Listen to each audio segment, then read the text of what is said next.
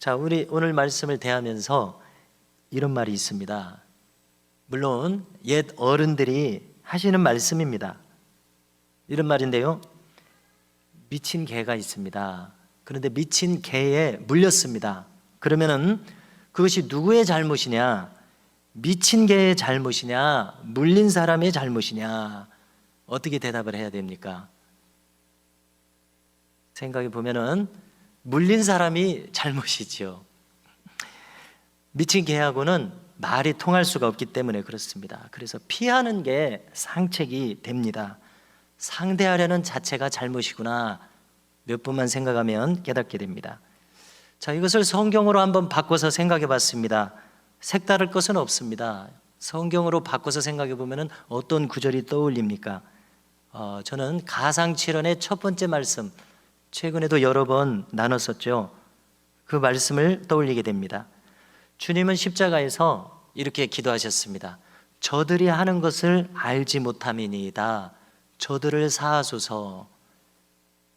그러니까 지금 주님을 찌르고 있고 채찍질하고 있고 주님에 대해서 과격한 말을 쏟고 있는 그 사람들을 헤아려 주신 거예요. 그 못난 사람들, 그 욕하는 사람들, 폭력적인 사람들, 그 사람들을 헤아려 주시는 거예요. 어떻게 이렇게 할 수가 있습니까? 예수님의 마음이 정말 크시기 때문에, 사람의 평범한 마음보다 더 높이 계시기 때문에 이렇게 생각하시겠다, 이렇게 짐작을 하게 됩니다. 주님과 똑같이 스데반도 돌에 맞아 죽어가면서 비슷하게 말했습니다. 이 죄를 그들에게 돌리지 마옵소서, 이렇게 말했습니다. 그들을 생각해 주고 있습니다. 그들이 지금 아직 모르고 있다는 거, 그들이 왜 이렇게 거칠고 왜 이렇게 못났죠, 왜 이렇게 못났는지, 왜 이렇게 죄스러운지, 그것을 생각해 주고 있다는 것이 놀랍습니다. 그래서 주님하고 똑같이 뒤에 덧붙인다면 저들이 하는 것을 알지 못함이니이다, 여기까지 생각이 미치고 있습니다. 자, 어떤 목사님이 이 대목을 설교하시다가 더 나아가서 스데반에게서 이런 점을 자기가 느끼게 되었다고 이야기하는 것을 들어봤습니다. 어떤 점이냐면요, 이때 스데반이 돌에 맞아서 죽어가면서 자기를 돌아보지 않았겠나, 이렇게 생각한다는 겁니다. 자신이 지금 사도행전 7장 즈음에는 6장 7장 즈음이지 않습니까? 한 장에 걸쳐서 길게 이스라엘 역사를 막 설교하는데요, 이 설교를 한참 듣다가 바리새인들이 분노하게 됐습니다. 왜냐하면 자기들이 예수님에게 한 일들이 거기 다 나와 있고, 이 스데반의 설교의 논리를 따라가다 보면은 자기들이 정말 악한 사람들인 것이 드러나고 있어요. 그렇기 때문에 분에 못 이겨서 돌을 들어서 결국 스데반에게 돌을 던졌습니다. 바로 이 대목에서 이 목사님은 이 점을 생각하시는 거예요. 스데반이 좀 더 설교를 부드럽게 했더라면, 저들의 마음을 자극하지 않고 옳게 말하면서도 저들을 좀 더 배려하는 설교를 했더라면 하는 이런 논조로 얘기를 하는 겁니다. 그런데 그 설교를 들으면서 잘 생각하지 못했던 점이거든요. 저로서는 우리 대부분이 그럴 것입니다. 스데반이 뭐 옳지, 스데반은 그저 피해자이고 순교자이기만 하지, 피해자가 설교하면서 그들에게 어떤 가해를 가했으리라 이렇게 생각 못하지 않습니까? 스데반이 무조건 옳게 생각되고 순교당한 것만 생각이 되죠. 그래서 이런 그 관점을 설교하시는 것을 듣고서 저도 며칠에 걸쳐서 혹은 몇 달에 걸쳐서 곰곰이 생각하게 되더라고요. 이것은 생각하지 못했던 점인데 스데반이 그 마음이 어디가 좀 부족했을까, 이렇게 생각해 봤습니다.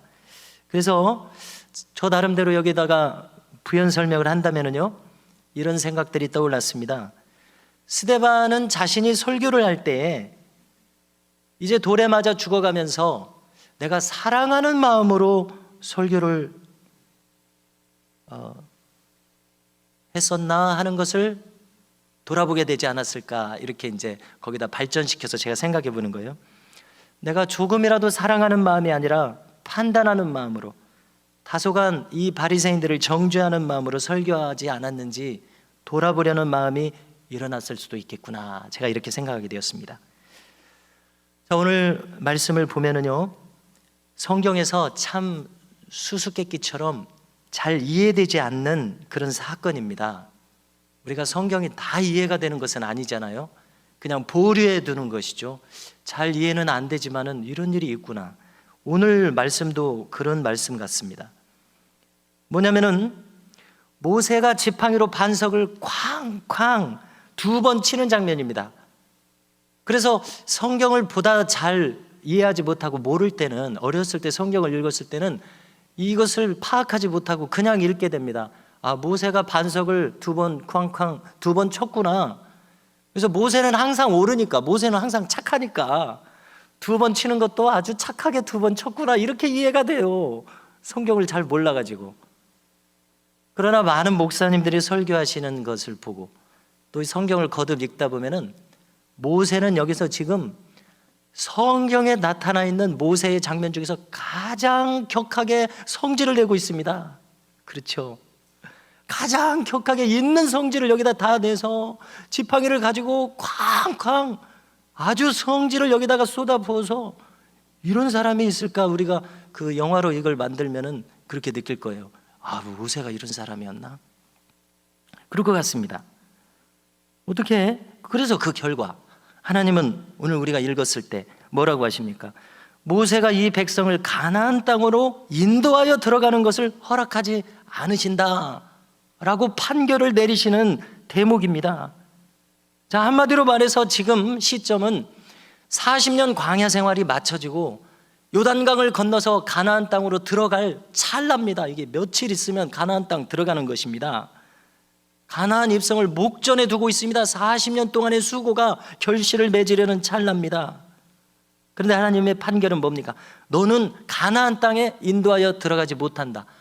그러면 이해하기 쉽게 무슨 말이 되고 있습니까? 너는 가나안 땅에 백성들 들어가기 전에 너는 죽는다, 이 말이 되는 것을 알 수가 있습니다. 아니면은 행방불명이 되든지 실종이 되든지 그런 것이지 않습니까? 그래서 이 사건을 무리바, 반석, 물 사건이라고 우리가 부르게 됩니다. 어떤 점이 좀 이해가 안 되냐면, 아니 모세의 죄가 그렇게 크단 말인가? 40년 동안 그를 지도자로 삼으셔서 여기까지 데리고 오게 하셨는데 모세가 이제 가나안에 정작 못 들어갈 정도로 그렇게 큰 죄인가? 바로 이 점입니다. 오늘 말씀을 통해서 하나님은 딱 한 가지 이유를 말씀하시는데요, 좀 이해하기가 어렵습니다. 사실 너는 나의 거룩을 나타내지 않았다, 이것이 이유입니다. 그래서 우리는 이것을 잘 이해해야 되겠습니다. 이게 무슨 뜻인가? 모세가 하나님의 거룩을 나타내지 못했다, 무슨 뜻이라고 해석이 되십니까? 그래서 저는 이 말씀을 이해하기를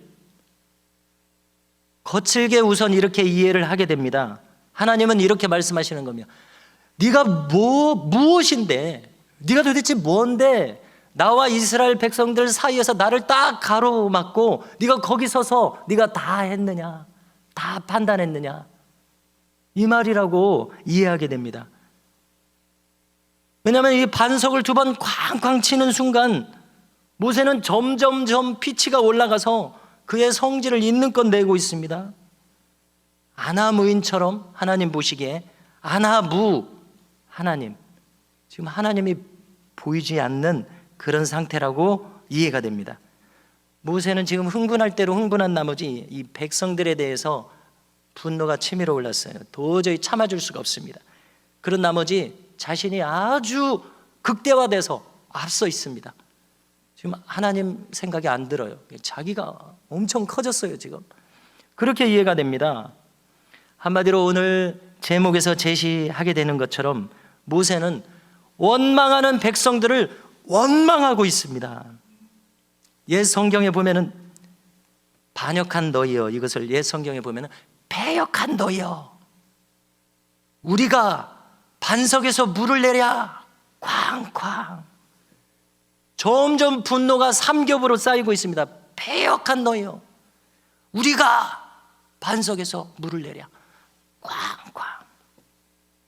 3단계로 분노가 막 게이지가 치솟고 있습니다. 여기서 우리는 모세에 대한 성경의 아주 중요한 평가를 이미 알고 있습니다. 모세에 대해서 어떤 평가가 있죠? 40년 전에는, 그러니까 80년 전에는, 지금 120세가 돼가는 것이잖아요. 80년 전에는, 40세 때에는 애굽에서 왕자로 살다가 사람을 쳐서 죽여서 비대한 광야로 왔었습니다. 그 다음에 하나님께 택함 받아서 40년 동안 지금 이스라엘 백성들을 지도하고 있습니다. 이 40년 동안 모세는 무슨 평가를 받았습니까? 지면에 있는 모든 사람보다도 온유함이 승하더라. 자, 이 말씀은 틀린 데가 없죠. 이 말씀은 맞을 것입니다. 모세가 그처럼 고상한 성품, 정말 백성들의 지도자다운 10계명을 직접 받은 사람다운, 모세 오경의 율법을 다 받은 사람다운 그런 하나님의 사랑과 거룩함이 충만한 사람이었을 것입니다. 그래서 예전에 살인자가 아니었었을 것입니다. 지면에 있는 모든 사람보다 온유함이 승했었을 것입니다. 어떤 목사님들은 설교하다가 죄송하다고 하고 자기 이야기를 하시더라고요. 제가 그것이 참 생소했는데, 제가 지금 이 말을 하려니까 저도 그 말을 해야 될 것 같아요. 죄송하다는 말을 해야 될 것 같아요. 뭐냐면요, 그 긴 내용은 아닙니다. 저 나름대로 고등학교 1, 2, 3학년 때 하나님께서 은혜를 주시니까 제가 좀 달라지는 것을 저도 느끼게 되겠더라고요. 그래서 저의 여동생이 저에게 한 말 중에 하나가, 제가 늘 그 시절을 생각할 때 기억에 나는 것은, 여동생이 저한테 이렇게 얘기해요. 오빠가 언제부터인가 화를 안 내. 이렇게요. 그러면은 고등학교 때 저의 친구들 중에 하나가, 아무튼 저하고 가까이 밀착해서 이렇게 생활을 하는 친구가 하나 있었는데, 저랑 그 친구랑 이렇게 농담도 잘하고 그럽니다. 그런데 그 친구가 한 번은 저한테 그래요. 야, 종식아, 너는 왜 화를 안 내냐? 이렇게 해요. 그래서 제가 좀 알겠더라고요. 뭔가 제 성품이 달라지고 있다. 이게 다 교회 생활에서, 말씀에서, 중고등부 수련회에서 뭔가 지금 내가 달라지고 있다. 그러면서 저 나름대로 예민해지는 거예요. 감각이 예민해지는 거예요. 선과 악에 대해서, 어떤 고상한 성품에 대해서, 좀 거친 성품에 대해서 저 나름대로 예민해지는 거예요. 그런데 이게 좋은 점이 있는데, 시간이 지나니까 안 좋은 점이 하나 있습니다. 예민해지는 것이 좋게 작용하면은 좋게만 작용을 하는데, 이것을 이제 부정적으로 판단하게 되더라는 겁니다. 누군가를. 내가 보다도 고상한 어떤 성품을 맛보게 되니까 그렇지 못한 친구들이나 좀 더 덜 미성숙하다고 생각되는 어떤 행동과 말에 대해서 판단하게 되더라는 거예요. 나도 모르게요. 어떻게 이런 걸 경험하게 되는지 모르겠어요. 그래서 그 이후로는 이게 계속 뒤죽박죽이에요. 고상한 성품이 있는가 하면은 나도 모르게 판단하는 이런 마음이 있어요. 그래도 제가 생각할 때 저만이 아니라 모두가 이런 복잡한 마음 속에서 살아가지 않을까, 이렇게 생각합니다. 그런데 모세도 비슷했을 것 같습니다. 지면에 있는 모든 사람보다 온유함이 승하더라. 얼마나 모세의 마음이 고상했겠습니까? 그런데 놀라운 것은, 오늘 말씀을 보니까 40년 동안 고상했는데 가나안 땅을 앞두고서 감정이 폭발할 대로 지금 폭발을 해서 하나님께서 반석을 명해서 물을 내라, 이렇게 말씀하셔서 지금 그 백성들이 엄청 원망하는 상태였습니다. 원망의 3단계, 4단계, 5단계 계속 15,000명이 죽었어도, 우리가 새벽에 최근 봤죠. 15,000명이 죽었어도 또 뭘 원망하는 거예요. 40년 전에도 원망했더니 지금도 원망하고 있어요. 그러니까 모세가 그런 말을 할 만합니다. 이 패역한 너희여. 쉽게 말하면 무슨 뜻입니까? 너희들은 망할 종자다. 너희들은 망할 종자다. 이런 말이죠. 아주 심한 지금 말을 하고 있습니다. 너희들은 구제불능이다, 이 말을 하고 있습니다. 화가 날 대로 지금 나서 한 말입니다. 너희들은 안 되겠다, 안 되겠어. 그래서 모세가 40년 동안 지켜오던 그 신앙 인격이 여기서 와르르 무너지고 있습니다. 우리는 여기서 중요한 교훈을 얻게 됩니다. 하나님의 은혜로 고상하고 거룩하고 아름다운 성품, 성령의 열매로 우리가 나타났어도 하루아침에 무너질 수 있구나, 이것입니다. 모세도 이렇게 되거늘 하물며 우리이겠습니까? 그래서 안심할 수 없구나. 그래서 사도 바울은 나는 날마다 죽노라고 했구나 이렇게 깨닫게 됩니다. 고린도전서 13장을 읽어보면 그렇게 고상한 사랑의 말씀들을 사도 바울이 할 수가 없습니다. 아유, 이 말씀들을 다 지킬 수 있으면 얼마나 좋을까, 이 말씀의 사람이 되면 얼마나 좋을까. 사도 바울은 이 말씀의 사람이 됐겠지. 아닙니다. 추측컨대 아닙니다. 왜냐하면 사도 바울도 날마다 죽어야 했습니다. 그래서 우리는 한편으로는 사도 바울도 그랬구나 안심이 되면서도, 그러면 사도 바울도 승리하려면 날마다 죽었다면 나도 날마다 죽어야 되는구나.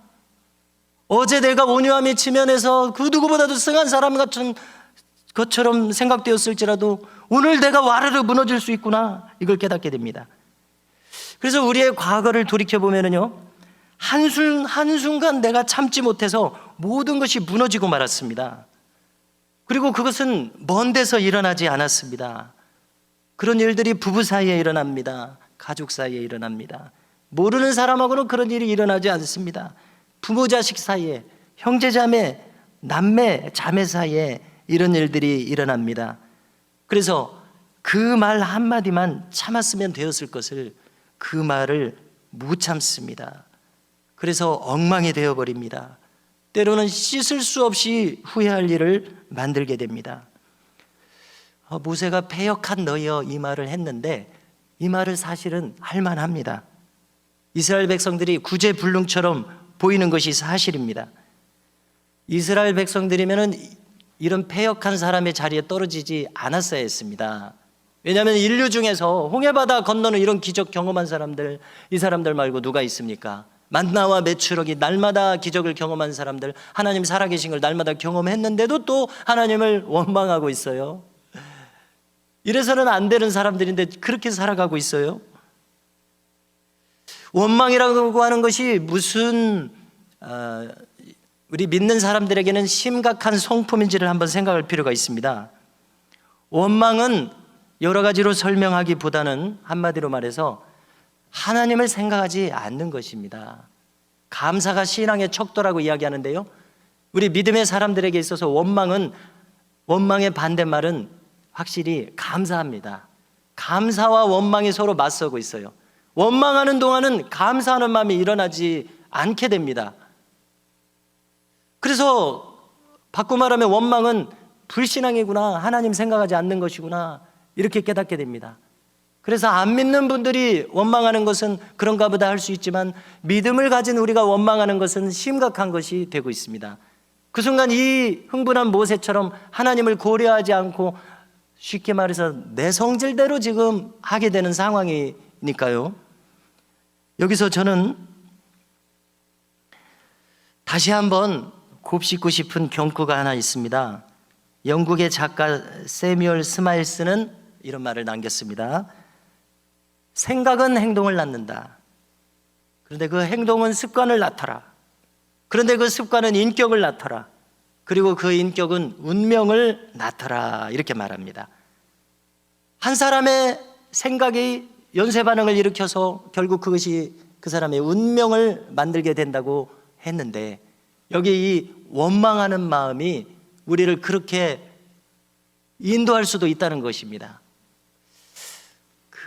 제가 가까이에 경험한 친구들이라고 해야 되겠죠. 1살, 4살 차이까지는 그냥 친구들이라고 해야 될 텐데, 제가 신학교에서 생활하다가 시간이 지나니까 1년 후배가 들어오고 3년 후배가 들어와요.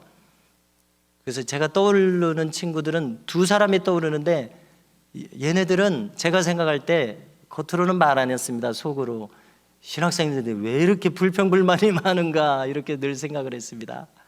그런데 지금 30년이 지났는데 한 친구는 미국에서 목회를 하고 있어요. 그런데 제가 만나지는 못했고 페이스북이나 쓰는 글을 통해서만 알 수가 있는데, 예전 그 아이하고 다른 아이로 느껴져요. 이렇게 무엇인가 목회하는 것이 행복하고 자기 아이들하고 아내하고 지내는 것이 행복하고 웃는 사진만 올렸는지는 모르겠지만은 많이 달라졌어요. 얘가 그 예전에 막 불평 불만이 막 이렇게 가득 찬 애가 아니에요.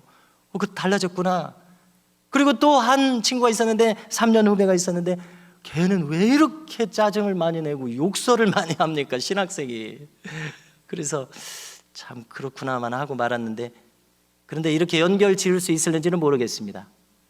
얘는 40대 초반 아니면 중반에 이미 저 세상으로 갔습니다. 연결을 지을 수 있는지는 모르겠어요. 남는 인상은 그 불평에 가득한 그러한 모습입니다. 그런데요, 제가 그런 모습들을 대하면서 제 마음도 불편한 거예요. 그 원망과 불평, 짜증이 가득한 그 친구들을 보면서 막 싫은 거예요. 저도 상대하고 싶지 않은 거예요. 피할 수 없을 때는 같이 있지만은 그 아이들하고 같이 있고 싶지 않은 것입니다. 여기 이 이스라엘 백성들을 한번 생각해 보면은요, 그들이 원망하는 것은 40년 동안 변함없이 계속 원망하고 있습니다. 가나안을 목전에 두고서도. 오늘도 보니까 물이 없다, 채소가 없다, 과일이 없다, 심을 수 있는 땅도 아니다, 전부 원망입니다. 그런데 앞에 무슨 일이 있었냐면 원망하다가 우리가 새벽 시간에 봤어요. 15,000명 죽었습니다. 250명 지진이 나서 삼켜짐을 당했습니다. 미리암도 모세에게 대적하다가 하나님 대적한 것이 돼서 문둥병이 생겼습니다. 심판받았습니다. 일주일 동안 격리됐어야 했습니다. 그래서 이런 일련의 사건들이 계속 있었는데도 계속 생각해 보시면은요, 15,000명이 죽었는데도 또 원망하고 있어요. 그리고 하나님은 이들에 대해서 그래도 이들을 참으시는지, 그래 반석의 명에서 물을 내게 하라. 지금 무리바 반석에서 물이 콸콸콸 터져 나오고 있습니다. 모세는 원망이 치솟았지만은 하나님은 여전히 불쌍히 여기셨는지 물을 콸콸콸 주시고 계세요. 여기 이스라엘 백성들을 한번 생각해 보십시오. 아주 원망이 전혀 변하지 않고 있습니다. 그런데 우리가 지금 주목하는 것은 원망하는 자를 원망하는 모세입니다. 그 모세가 심판을 당하고 있습니다. 왜이겠냐는 것입니다. 나의 거룩을 나타내지 않았다고 하나님은 그 이유를 말씀하시는데, 그 이유가 무엇이겠는지를 잠시 생각해 보려고 합니다. 이 모세가 조금 전에도 거론했듯이 하나님의 자리에 자신이 가 있습니다. 그래서 우리가 하나님이 이 이스라엘 백성들을 어떻게 생각하시는가 생각을 할 때, 하나님은 이스라엘 백성들을 포기하지 않고 계십니다. 여전히 사랑하고 계시고 하나님의 계획이 그 자리에 머물러 있습니다. 패역한 백성들은 맞습니다만은 하나님은 여전히 이스라엘 백성들을 붙들고 계세요. 이들을 이끌고서 가나안 땅에 들어가시려고 하고 계세요. 모세의 마음과 같지 않습니다. 패역한 너희여, 이제 너희들 완전히 포기하겠다, 너희들 안 데려가겠다, 이 마음이 아니시고 하나님은 끝까지 이 백성들을 생각하고 계시고 사랑하고 계시고 새롭게 하려고 하고 계시고 그렇다, 이것입니다. 그런데 모세는 여기서 판단해서 이 백성들을 포기하고 있습니다. 그래서 하나님은 이것이 합당치 않다는 것입니다. 우리에게 적용해 봅니다. 자, 우리가 상대적으로 믿지 않는 분들보다는 믿는 분들이 성품이 좋으실 것입니다. 왜냐하면 이처럼 말씀을 나누면서 거룩한 성품이 무엇인지 배우기 때문에, 주님의 성품이 무엇인지 배우기 때문에 아무래도 믿지 않는 분들보다는 믿는 분들이 성품이 좋을 것입니다. 그런데 그래서 이것이 우리에게 약점이 되고 있습니다. 모세처럼 성품이 더 안 좋은 사람들에 대해서 원망하는 마음으로 나타나고 있다는 것입니다. 우리에게 적용을 해볼 때 온유한 자는 땅을 기업으로 받겠다고 말씀하셨습니다. 그런데 나 또한 원망하는 자를 원망하다가 땅을 기업으로 받지 못합니다. 이것이 우리의 삶이 복잡하게 된 한 원인이 되고 있습니다. 사도 바울은 고린도전서 10장 10절 이하에서 너희는 원망하지 말아라, 이렇게 말씀합니다. 이런 일이 우리에게 거울이 되고 말세를 만난 우리에게 경계로 기록되었다고 말합니다. 말세에 많은 사람의 사랑이 식어지겠다고 주님 말씀하셨습니다. 그것은 불법이 성에서입니다. 이 불법 속에 원망이 들어 있습니다. 원망은 하나님께서 하나님을 무시하는 성품입니다. 그래서 우리는 원망을 결코 작게 생각해서는 안 되겠습니다. 원망은 결코 작은 것이 아닙니다. 오히려 가장 큰 죄악이 될 수 있습니다. 어떤 면에서입니까? 하나님을 무시하고 있기 때문에 그렇습니다. 자신이 하나님 자리에 가 있기 때문에 그렇습니다. 그리고 이것은 불신앙입니다. 원망의 반대말은 감사입니다. 원망하는 자는 감사할 수 없습니다. 얼마나 무서운 심령 상태이냐는 것입니다. 하나님을 믿는 사람의 자리에 있지만은 원망함으로써 하나님 없이 살아가고 있는 그런 모양이 되고 있다는 것입니다. 오늘 말씀의 결론은 이것입니다. 사도 바울의 말처럼 원망하지 말아야겠습니다. 그리고 원망하는 자를 원망하지 말아야 되겠습니다. 나도 원망하는 자가 되어버립니다. 그동안 쌓은 신앙적인 덕성이 와르르 무너져 버립니다. 마지막으로 십자가의 주님을 우리와 비교하면서 한번 생각해 봅니다.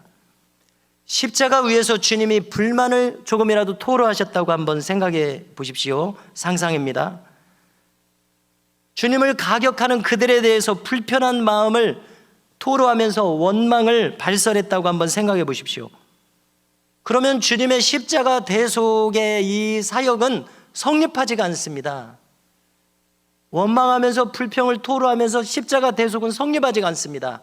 그렇죠. 주님이 이 땅에 성육신에서 오신 것은 십자가 대속을 이루시기 위해서입니다. 여기 용서와 사랑과 은혜와 자비를 이루시기 위해서입니다.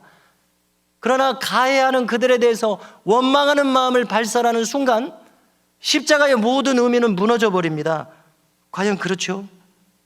그래서 십자가는 단순히 죄속함만을 가르치는 데서 그치지 않습니다. 원망하지 말 것에 대해서도 가르쳐 주시고 있습니다. 그래서 십자가에서 이루셨던 것처럼 우리도 마찬가지입니다. 내 신앙의 궁극적인 승리가 여기 있음을 깨닫게 됩니다. 원망하는 자를 원망하지 않게 되는 이 마음, 우리가 평생의 교훈으로 추구할 수 있기를 주님의 이름으로 축복합니다.